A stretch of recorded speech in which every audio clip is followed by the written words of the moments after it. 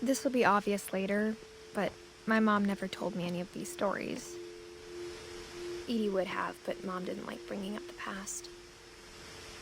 Though, when we adopted a stray kitten, she was the one who named it Molly.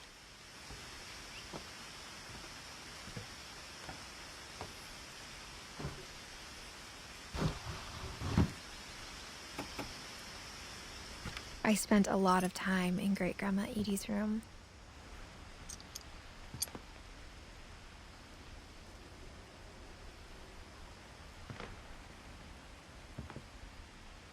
Louis died a week before we left, but Edie had already started to memorialize him.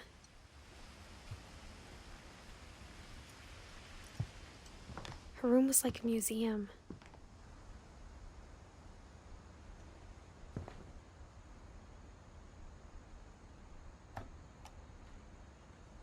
For 500 years, the Finches have been famous throughout Norway for their fortune and misfortune. Odin Finch buries the latest victims of the family curse, his wife Ingeborg and their newborn son, Johan.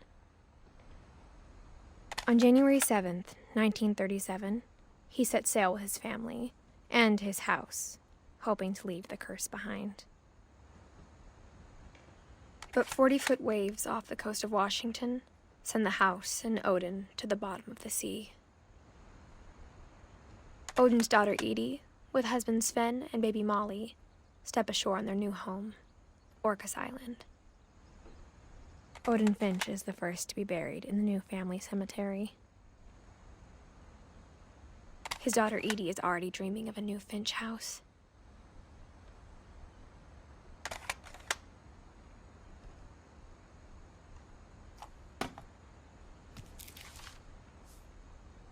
Whatever's wrong with this family, it goes back a long ways.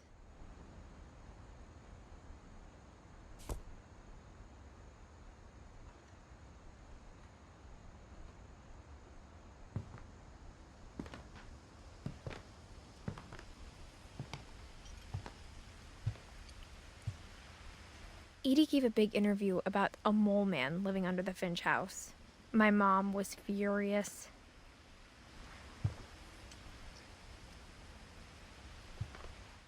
I hadn't thought of myself as Edith Jr. for a long, long time. When Edie told people Sven was killed by a dragon, she could also have said he was building a dragon-shaped slide that collapsed. She could have, but she didn't.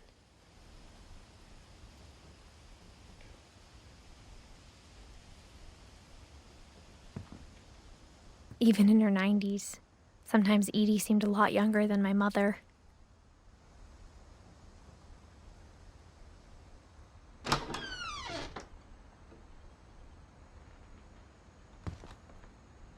The only trace Grandpa Sam's first wife Kay left on the house was the pink bathroom. It was a pretty big trace.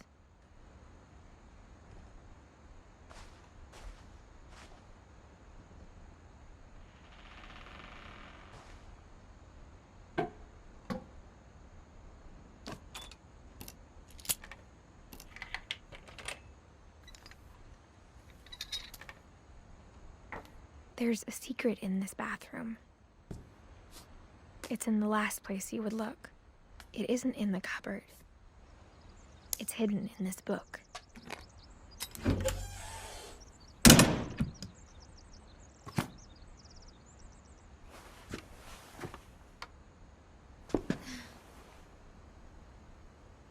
Sven gave Sam an old camera he'd refurbished. He never put it down.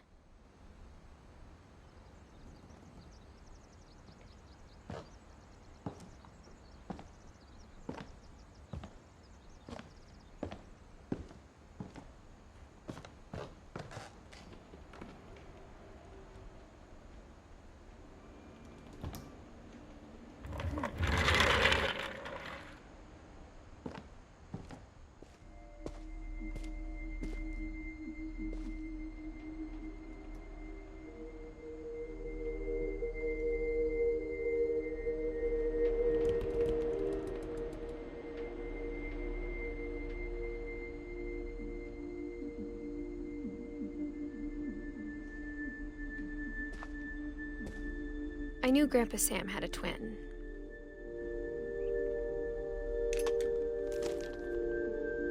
And that he never talked about him.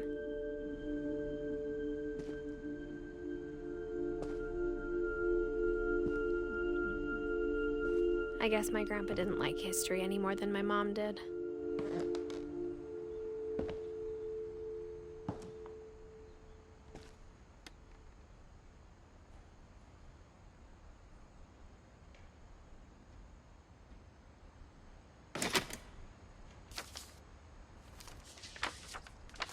How I Want to Remember My Brother by Sam Finch. The thing I remember is that when he made up his mind, that was it. My brother said he'd die before he ate another mushroom, and he did. At Barbara's funeral, we swore we'd never be afraid again, and he wasn't. I think Calvin always wanted to fly.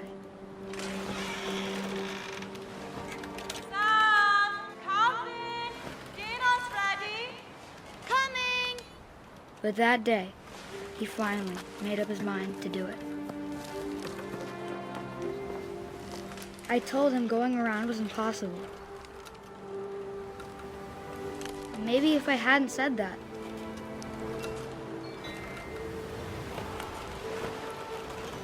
Calvin, I'm not gonna tell you again. Maybe if the wind hadn't picked up, then maybe he'd still be here. But I doubt it. I think he'd already made up his mind. That's what I want to remember about my brother.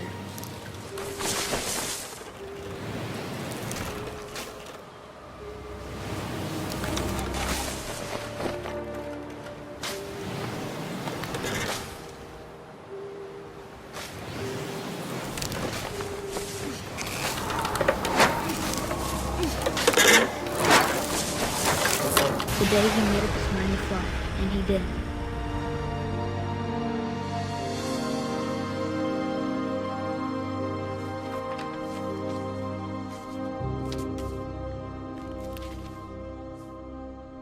Calvin's story felt strangely familiar. When I was younger, I remember trying to do the exact same thing.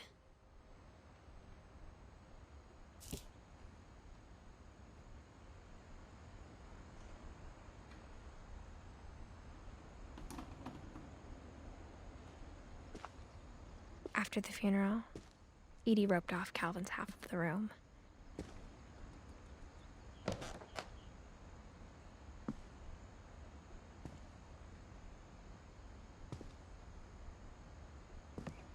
Mom said Grandpa Sam enlisted at 18 and never set foot in the room again.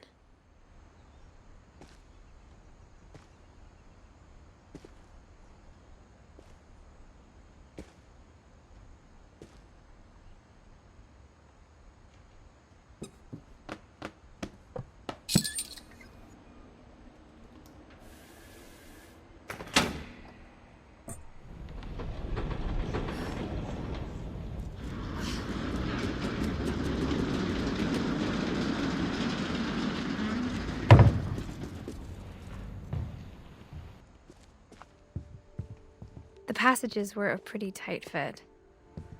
They'd obviously been built for smaller hands and bellies.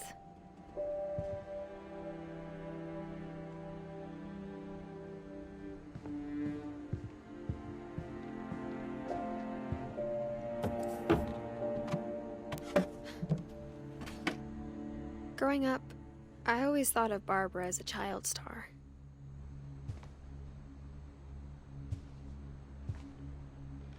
I never thought about how hard it must have been for her afterwards.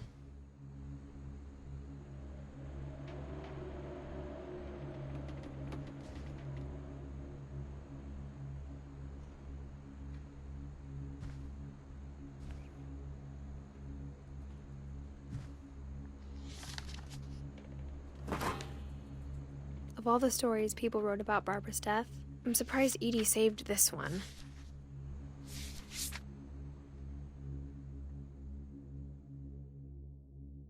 Old Jack here with another ghastly tale inspired by America's most unfortunate family. I'm calling it the surprise ending of Barbara Finch. As a child star, Barbara was famous for her scream. Now at 16, she was all washed up, a has-been. But in a lucky break, she'd been asked to perform her signature scream at a local convention for monster movie fans.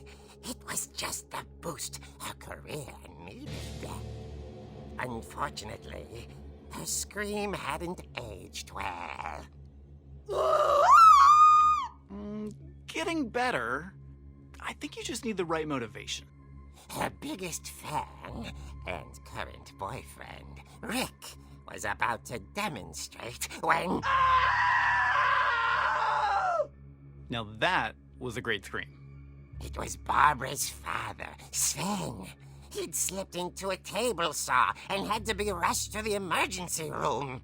So Barbara got stuck babysitting her youngest brother, Walter. Her convention comeback was cancelled.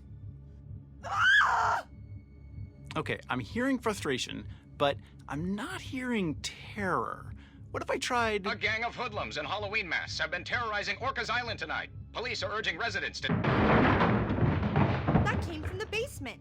You're right! Also, I loved your delivery on that. Why is your basement door locked? Because my dad likes making puzzles and secret passages. There's a key hidden in the music box. The secret is to keep winding and winding until finally the key pops out. Thanks, babe. I'll be back in a sec. 20 minutes later, Rick hadn't returned. So Barbara went to look for him, right on cue. She reached for the music box. And as she wound the key, she listened for Rick, but the house was silent.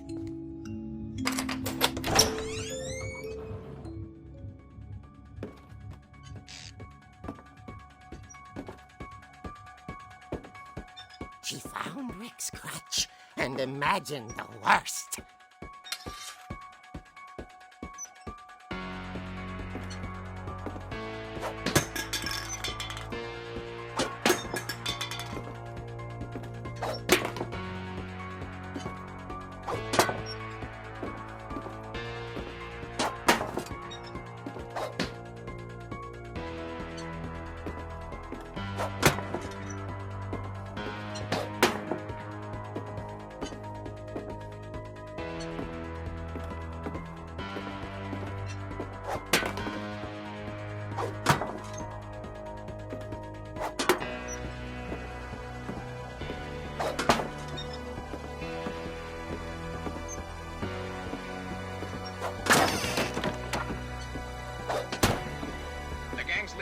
Infamous Hookman killer, Dr. Carl Hamill, who impaled and then ate his family 10 years ago tonight.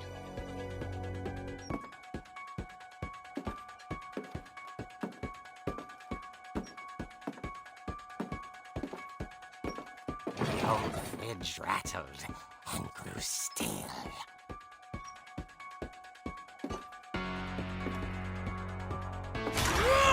Oh dear! Rick? Barb, relax. I was just trying to scare you to help you find your scream. Well, I'm not scared, Rick. I'm furious. Then act furious. All I'm getting from you now is that you're hurt and confused and you're... She threw him out, but she kept a little something to remember him by. Barb, have you seen my other crutch? And she was still holding it when she fell asleep watching the late picture show. Hours later... Barbara! Walter, what's going on up there? Ah! Okay, I'm coming up, but if this is a trick, you're dead, Walter.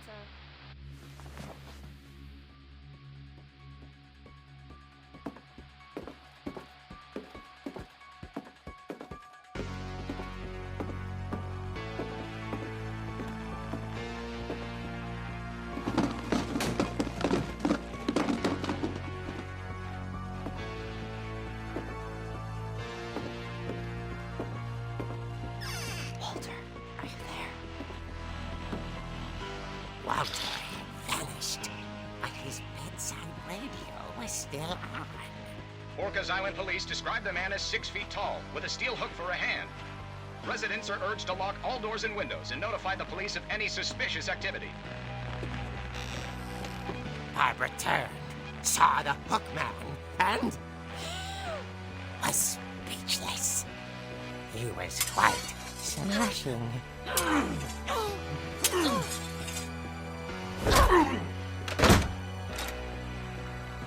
the only was, he couldn't get enough of Barbara. Okay, Barbara, there's gotta be another way out of here.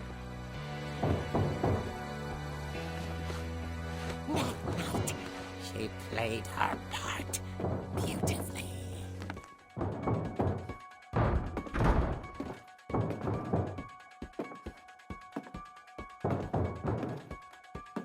Molly's door hadn't been opened in years. The hinges groaned.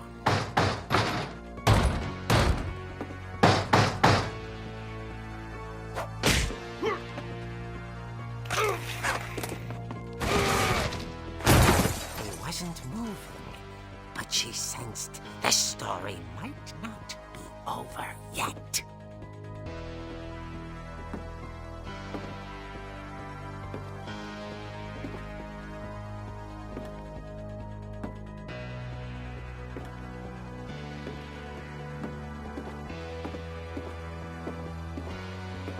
The hookman had vanished. She listened for his breathing, but all she heard was...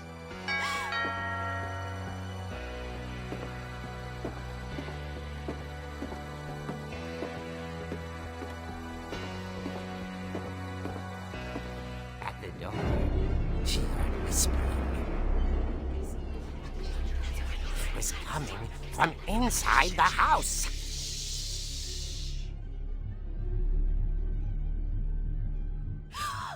Oh dear.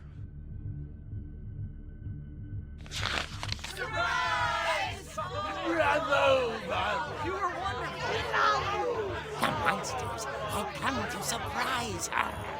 For Barbara, it was a dream come true. Then she saw what kind of monsters they were, and she realized what was about to happen. She was going to be famous. And with her final breath, Barbara Finch gave the performance of her life.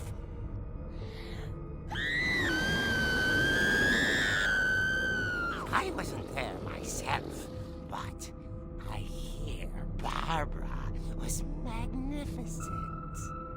Poor girl. She had a taste for stardom. But unfortunately, so did her fans. Of course, the police blamed it all on poor Rick, who disappeared the same night. And little Walter? Hiding under his bed the whole time. He took it all pretty hard, but that's another story. As for Barbara, tucked inside the music box is all they ever found of her. Her ear. Now that's what I call a real eerie tale.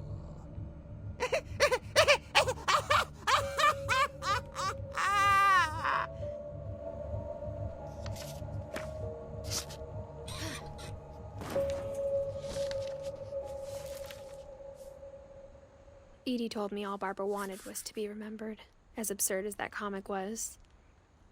Maybe what Edie saw was a happy ending.